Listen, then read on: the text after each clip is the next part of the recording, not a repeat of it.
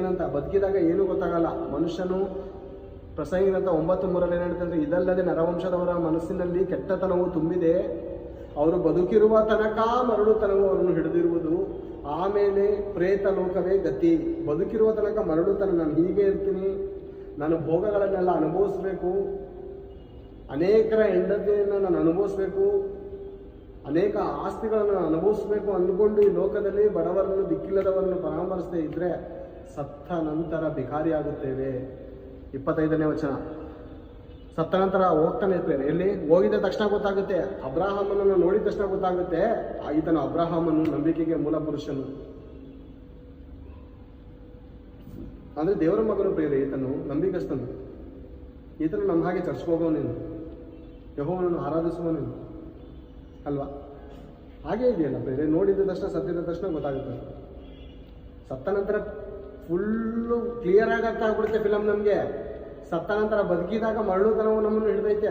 ಸ್ಟೋರಿಗಳು ನಮ್ಗೆ ಅರ್ಥ ಆಗ್ತಾ ಇಲ್ಲ. ಸತ್ತ ನಂತರ ಫುಲ್ಲು ಸ್ಟೋರಿ ಅರ್ಥ ಆಗುತ್ತೆ ನಮಗೆ. ಭ್ರಮೆಯಲ್ಲಿದ್ದೀವಿ, ನಾವು ನಿದ್ರೆಯಲ್ಲಿದ್ದೀವಿ. ಅದಕ್ಕೆ ದೇವರ ವಾಕ್ಯ, ನಿದ್ರೆ ಮಾಡುವವರೇ ಎಚ್ಚರವಾಗು, ಸತ್ತವರನ್ನು ಬಿಟ್ಟು ಹೇಳು. ಸತ್ತವನಾಗಿದ್ಯಾ ದೇವ್ರ ದೃಷ್ಟಿಯಲ್ಲಿ?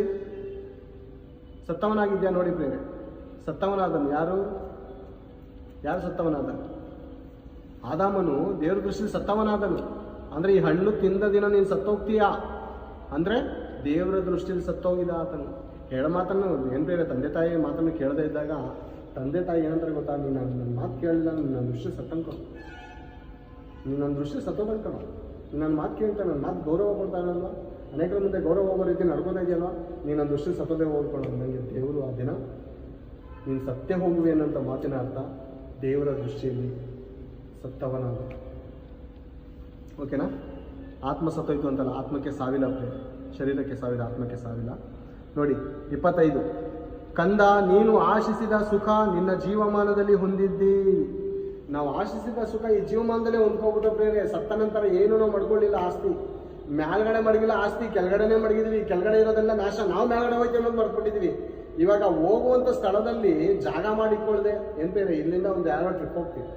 ಟ್ರಿಪ್ ಹೋದಾಗ ಏನು ಮಾಡಬೇಕು ನೀನು? ಅಲ್ಲಿ ಒಂದು ರೂಮ್ ಮಾಡ್ಕೊಳ್ಳೋದಕ್ಕೋಸ್ಕರ ವ್ಯವಸ್ಥೆ, ಹಣಕಾಸಿನ ವ್ಯವಸ್ಥೆ, ಊಟ ತಿನ್ನೋದಕ್ಕೆ ವ್ಯವಸ್ಥೆ, ಎಲ್ಲ ವ್ಯವಸ್ಥೆ ಮಾಡ್ಕೊಬೇಕಲ್ಲ ಪ್ರೇರ್ ಎಲ್ಲಾದ್ರೂ ಹೋದಾಗ. ಅಥವಾ ಇಲ್ಲಿ ನಾಷ್ಟ ಮಾಡ್ಕೊಂಡು ಹೋಗ್ತಾ ಇರೋದು ನೀನು 2-3 ದಿವಸದ ಪ್ರಯಾಣ.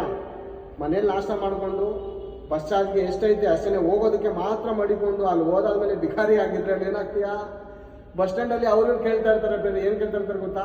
ಸರ್ ಮಿಸ್ ಆಗ್ಬಿಟ್ಟು ಊರಿಗೆ ಬಂದ್ಬಿಟ್ಟೆ ಸರ್, ಅಥವಾ ಕೆಲಸದ ಮೂಲಕ ಯಾರೋ ಕರ್ಕೊಂಡ್ಬಂದ್ರು ಸರ್, ಕಾಸು ಕೊಟ್ಟು